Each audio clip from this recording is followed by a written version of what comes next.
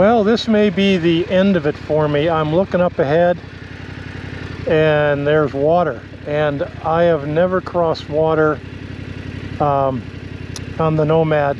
It's a risk. I don't want to say I'm a risk taker, but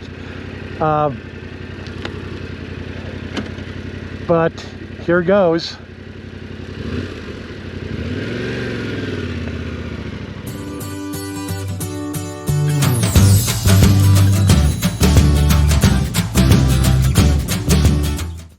It's October, getting towards the end of the season, and I wanted to do one more multi-day motorcycle camping trip.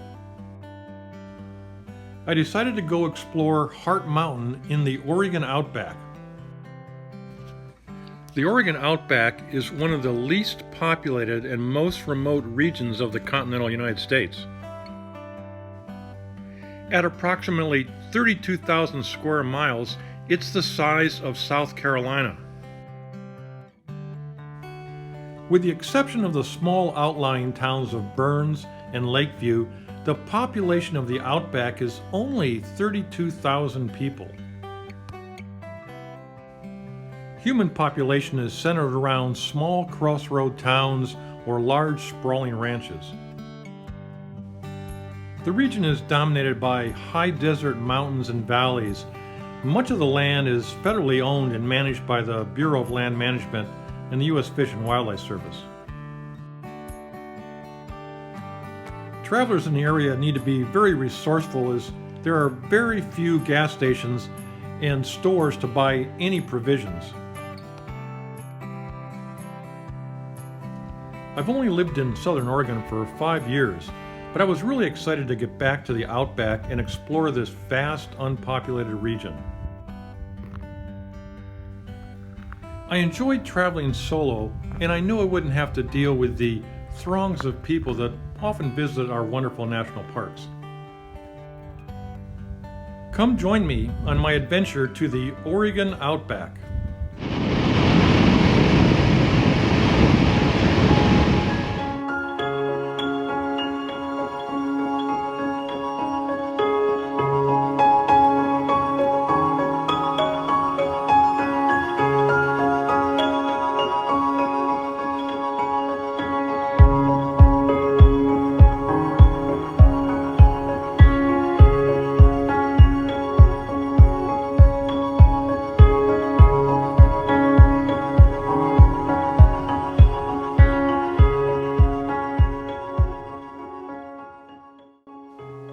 It was a 3.5-hour ride from my house in Southern Oregon to the tiny town of Plush.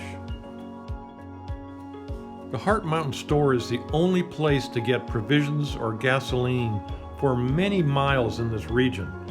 I decided to stop in, get a beer, watch a little football, take in some of the local color with the cowboys and miners before I headed off to my campsite for the night.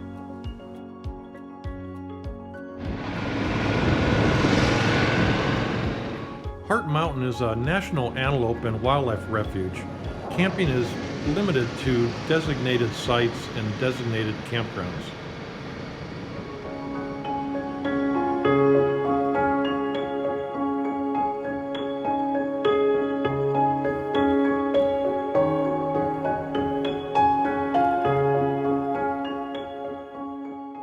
It was a cold night last night. The sun's up and warming things up, but it was definitely in the low 30s. The water in my water bag here is partially frozen, so I'm thawing it out and then gonna fire up the stove and get a nice hot cup of coffee going.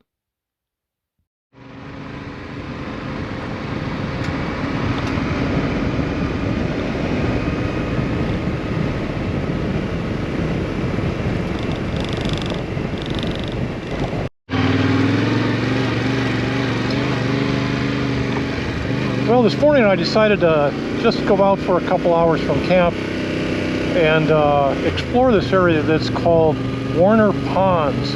Evidently there's a pond or two up here, and they stock it with trout.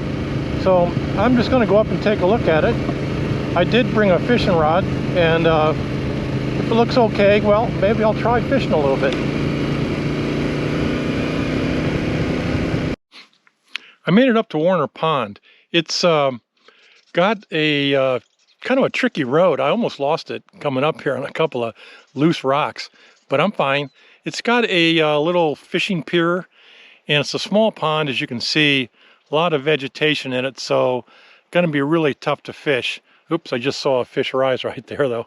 So I'll scout it out a little more, see if there's some access to get down to where I can throw my line in.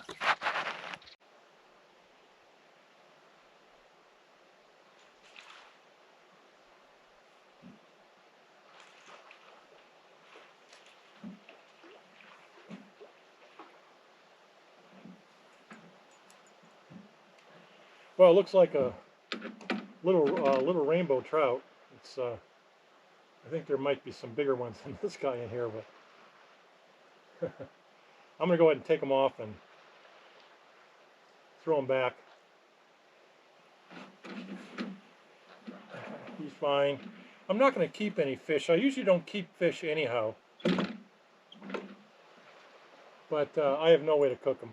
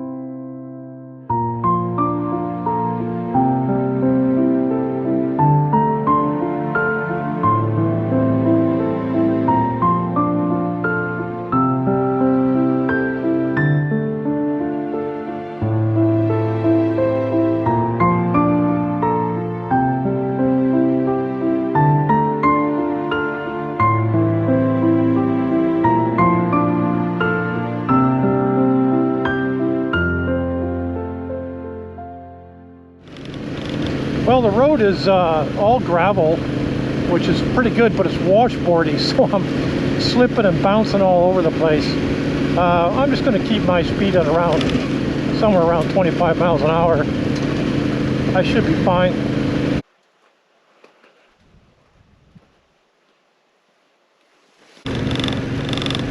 Well, I made it to the top of Hart Mountain. It's not exactly what I expected. It's fairly flat here. The mountain's behind me. I can't get a real good shot of it here, but it's wide open sagebrush. All right, I'm coming up to a little settlement. I think this might be the headquarters for the wildlife refuge. Yeah, it is. It's the headquarters, but they're closed. I thought that would be the case. It's you know, it's off season. There's COVID-19. Their main office is down in Lakeview. Hit the hot springs. Hit the hot springs? Yeah, it's just up that way, not too far. Is there many people there? Nope. Oh, well, that sounds like it's ideal. There's a few deer campers there, but there's a nice campground there. Deer hunters, or? Yeah, I was going to camp there or camp down at Guano Creek or Post Meadows. Have you been there? Nope, we just came up from okay. Christmas Valley. We Oh. saw a crack in the ground or Oh, whatever. yeah, I've done that. I did that earlier. That's kind of cool. And then there's camp. We drove up here and you go down. There's a campground there. Okay, yeah, I'm going to check that out too. Yeah, I'm just... You pull in there, you'll see a bus to Yeah. the right. That's where the hot springs is. Okay, thanks. Yep. Have a good day. Yeah, it's about 98 degrees. Okay, perfect. All right, I was going to go there. I'm sitting right here, and the hot springs is here, but I'm thinking about going up Poker Gym Road first, because there may be some antelope that I'd like to see here, and maybe try to get out to Petroglyph Lake. Not sure, but I want to try that first, I think, before I head down. So, there are people here, but it's not crowded. Okay, I'm going down Poker Gym Road. I don't know too much about it other than what I saw on the map. I also noticed that this road just dead ends too. And I noticed that where it dead ends, there's a wilderness study area for the Poker Gym mountain or Poker Gym ridge that's at the end of the road. So it has to be pretty wild.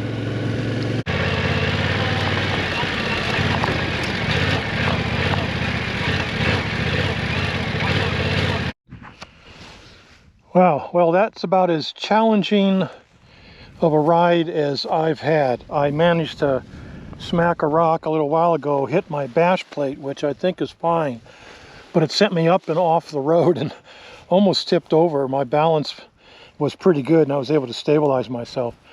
The road goes on, and I'm going to go scout it out by foot here, but I'm thinking that this is as far out as I'm going to go here on this road. I mean, I'm out quite a ways. There's nobody here. It's really beautiful on this ridge, but yeah.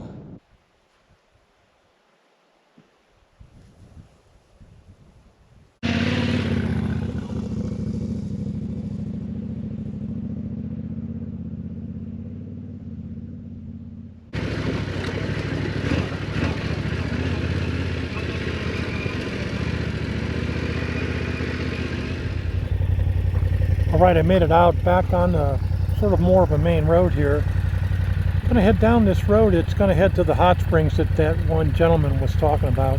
There's a campground there too. It's late in the afternoon. I'm going to check it out. Maybe that's where I'll spend tonight. We'll see how it is.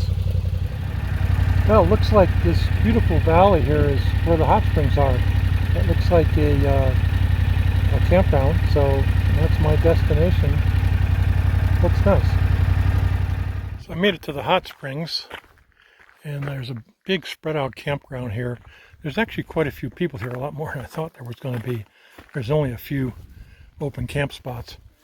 And here's the hot springs. I was told it's about 97 degrees or so. It's just a little developed site here. You can fit half a dozen people, I guess, in it.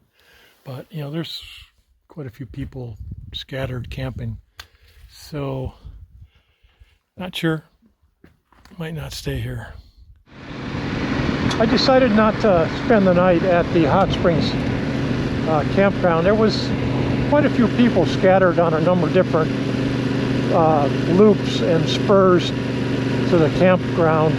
There was only a few campsites available, and you know, I really don't want to be hanging out with a bunch of people, and especially at a hot springs. So I'm going to pass that by. It was nice to see that, and I'm going to go on, head a little south more into the interior of the refuge. So they're working on this road. I've been going on it for about a mile or so, and here's the guy that's doing it, and God, it's just made it slippery as snot. Hey, how you doing? You know, I came down this road where it started. All I could see were these two little tires. Yeah. And I'm going, it must just recently been graded.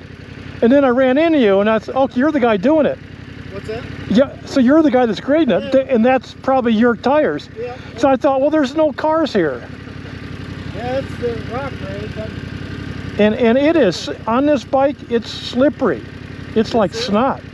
I'm just following your trail. As soon as I go off it, man, it's like being in mud. I gotta clean the ditches, but I'm gonna pack it with that packer, so it'll probably be better when you're coming back. Okay. Is the campground up here? Yeah, Post Meadows. How far? About 3 or 4 miles. 3 or 4 miles. Okay, I'll get there. All right. Take care, man.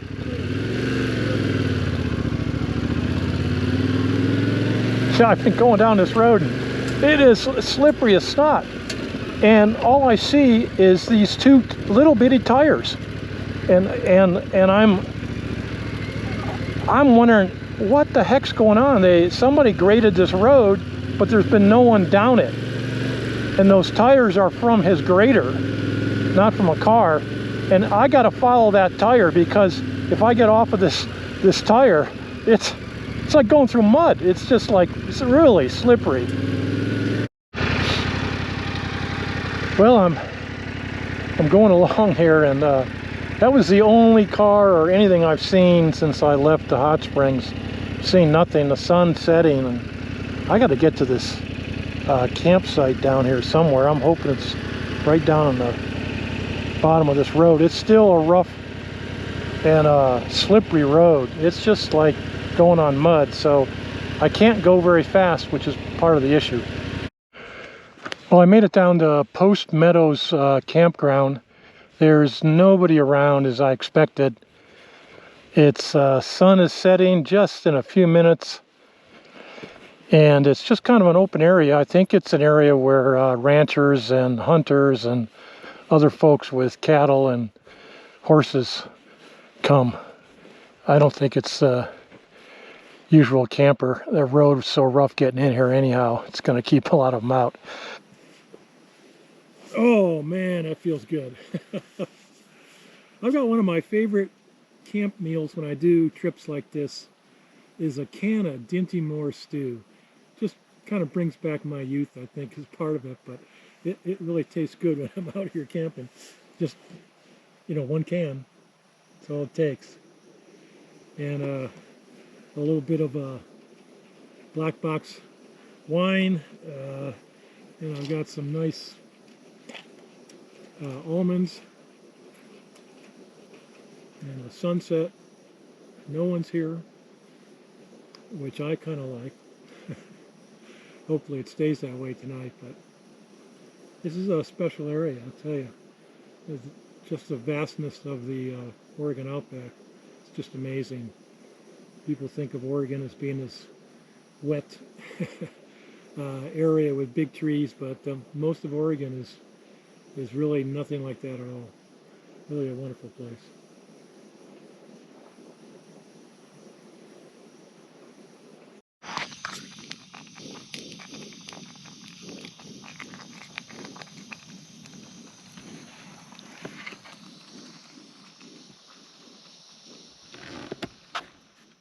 It's a beautiful, quiet morning. I slept fine. It was cold, but not as cold as the other night. It's a bit cloudy today, so I checked my Garmin Messenger and got the forecast, and it looks like there's 0% chance of rain. That's what I was mostly worried about. And temperatures are going to get up to the low 60s. So I'm assuming some of this cloud cover might burn out. One of the aspects of traveling on an adventure motorcycle is you've got to reduce weight, and one of the things that weighs a lot is water. So I'm running a little low here, and so I'm going to have to fill up and filter from this stream and try to fill my water bladder back out before I head out of camp.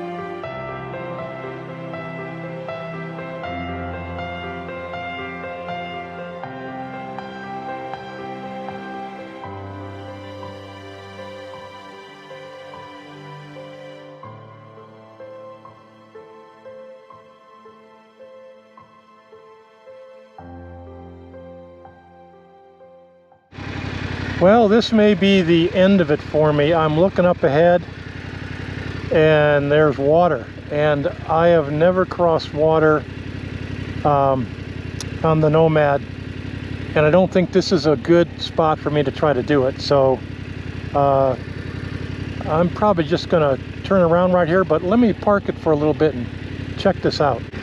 I scouted it out. It looks pretty solid. There's gravel on it. I'm about 2 miles up here.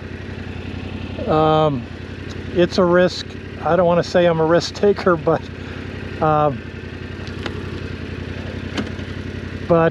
here goes.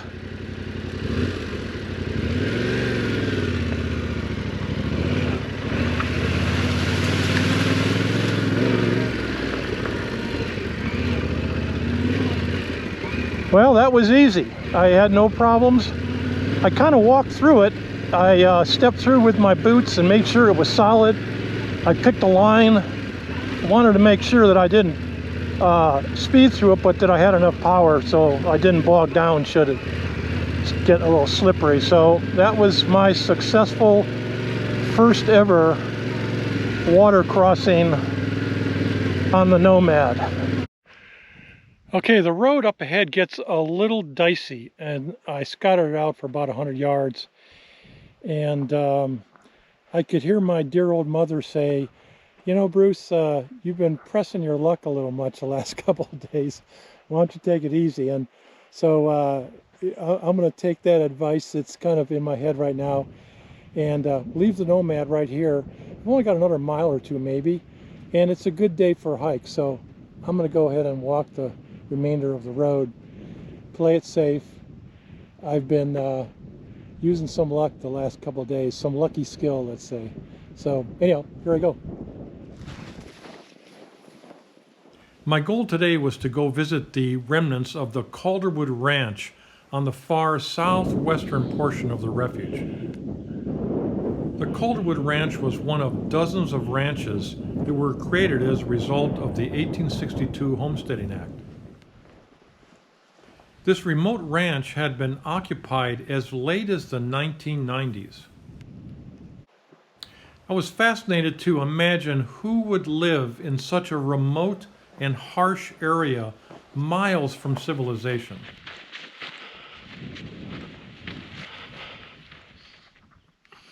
I made it to the end of the road at the Calderwood Ranch. This is, of course, a ranch that's not being used anymore. There's what looks like the ranch house and the barn. This huge prairie in front of me is called the Big Flat, and I'm going to get my binoculars out in a little bit and see if I can see any antelope out there. Haven't seen any antelope because I've been so focused on keeping the bike upright. It's hard to look for wildlife when you're riding an adventure motorcycle. I have seen some mule deer, but I'm going to check that out. I'm also going to look at these buildings, but I'm very cautious because this is rattlesnake country, and that's the last thing I want to do is run into a rattlesnake. I can't imagine living out here. I'll do a little research when I get back home on this place, but wow, very rustic. It's still got some stuff inside, perhaps some wasps. There's an old fireplace, a stove. Wow, I think this was the living area over there. Yeah, there's a bed. There's another room in the back, and an attic, which I'm not going to look at. You know, it's on this old road, these really rough and rugged roads, and I'm about 40 or 50 miles from the little town of Plush that I stopped at. And these guys are at the end of the road, a rough, long road. What a life they had out here. Not sure, I'm assuming they were ranchers.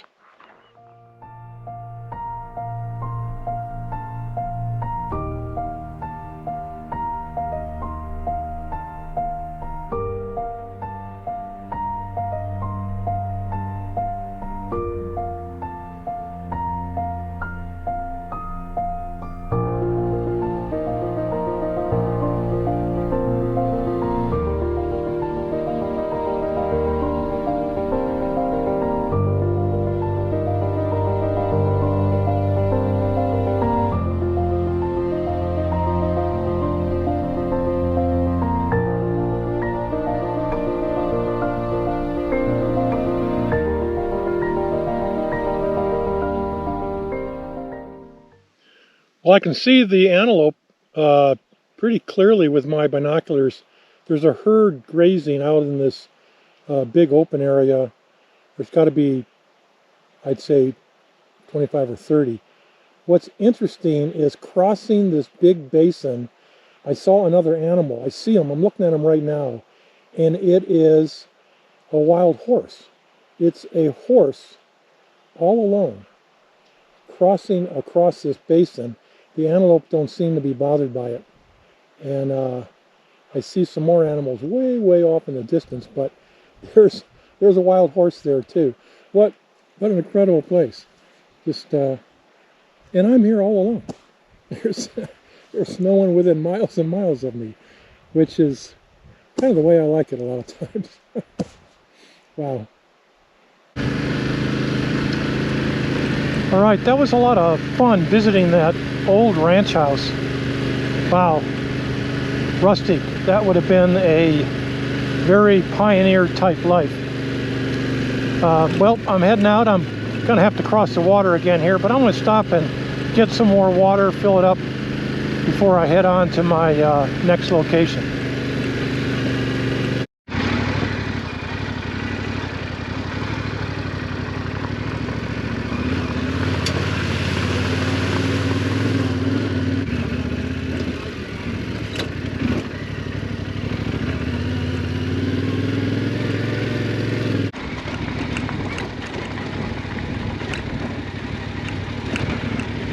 A grave site. Oh. Huh. Well, that's not the campground then. So I'll just keep going a little further. Guano Creek, designated camping area next 0.7 miles. Well, I'm coming on this rough road that's down here in this aspen stand, and I came across another water hole, and this one I am not going to try. This is kind of a really rough area back here. There was a couple campsites I went by that are a little steep, but I'm going to turn around and go back and scout out the campsites again, see if there's any that can fit the T7 in there without it going sideways. So I'm just going to back up here and gradually head out. Well, I got to a camp spot. Man, it was a bit of work. It's when they talk about unimproved roads and primitive campsites, they aren't kidding. So I'm down here on a nice little spot, a flat spot for the tent. Here's Guano Creek, and up behind me is a little hill that I might climb later on. This side of the canyon, the sun is getting ready to set, so it's going to get dark early and probably chilly, so I should get set up first. Here's the Nomad. I had to take it down this little hill and got stuck a couple spots on the this very crude road. Was able to turn it around, so no accidents yet this trip. A lot of close calls, but the tire side's down and my side's up. That's the way it's supposed to be.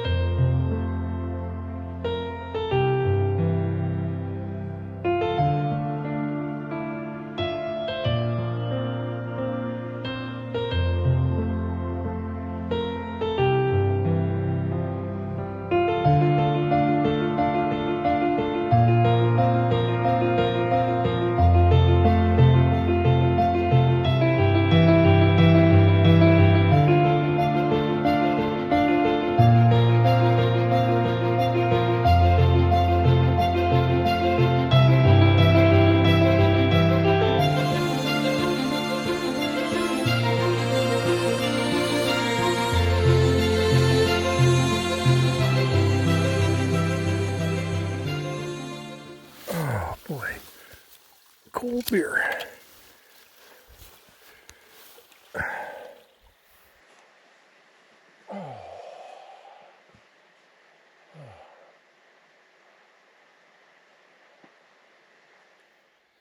Well, in the water in my coffee cup, in my pot, little heating pot is frozen too.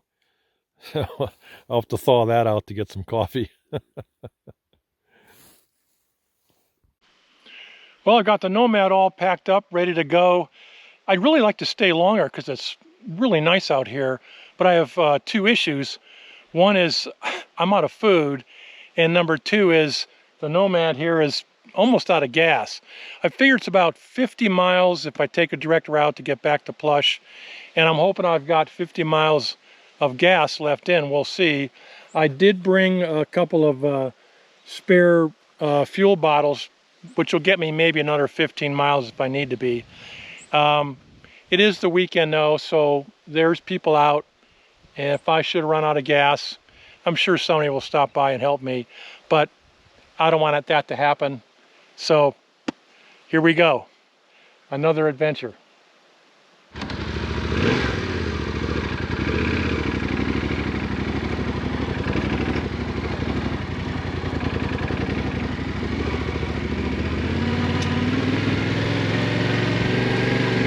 Short detour up here to location on my map. It says that it's Camp Warner, so there must have been a military camp up here, and obviously there's two graves with flags on it.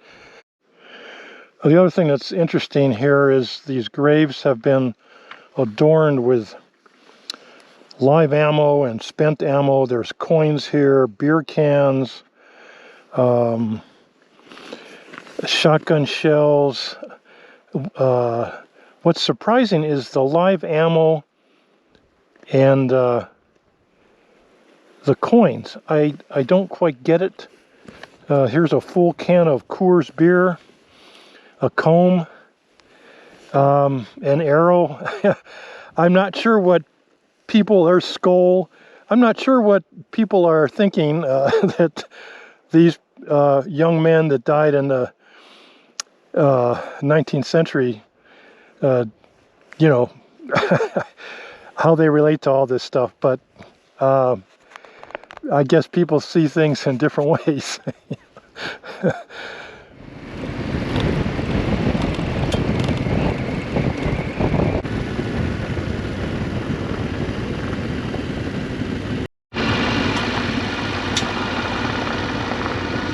Well, I'll tell you, I'm really going slow down this hill here. I'm only doing about 15 miles an hour because it's really slippery. I'm sliding around. I'm enjoying the views too, but I also don't want to go over the edge anytime soon. So I'm just going to take it slow, enjoy myself. Well, I made it down to the paved road, so I'm doing pretty good. I got 1 bar left, which is probably going to change over in a minute to my reserve tank.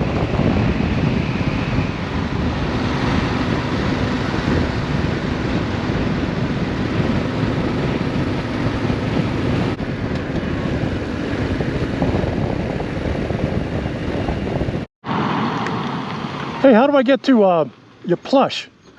Plush is just right back here. That way. I made a wrong turn. Okay, yeah, it's about 1.5 miles down here. Thank you. I was going to head this way, wrong way. Oh, yeah, you can't miss it. All right, thank you much.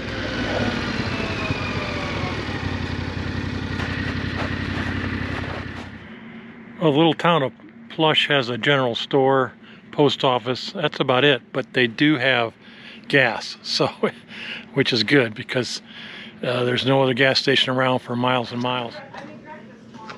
All right, I was on fumes coming in here. But I didn't need to use my spare gas that I had, so I was fine. Actually, I probably had another 20 miles to go, but now I'm going to fill it up. There's some fun. Huh? There's some fun there. Oh yeah, it's almost too much fun at my age. Yeah. You know, it's I had a wonderful time exploring the Hart Mountain Antelope Refuge on the Nomad. It's a vast area, and I wanted to come back and explore some more. Heading home, I didn't realize that I was about to return to Hart Mountain in just another day. I needed to stop for fuel one more time before I made it back to my home in southern Oregon. That's when I discovered that I no longer had my phone with me. I had left my phone somewhere in the vastness of Hart Mountain. I got home late on a Saturday, and I knew being the weekend, it would almost be impossible for me to get a hold of anybody to help search for my lost phone. I packed up my teardrop camper and I headed back to Hart Mountain to look for my phone in the few places that I thought I could have left it or lost it. Surely this is a senior moment. If you enjoyed my video, give me a thumbs up, subscribe if you'd like to see more, and join me on my next senior moment where I return back to Hart Mountain in search of my lost phone.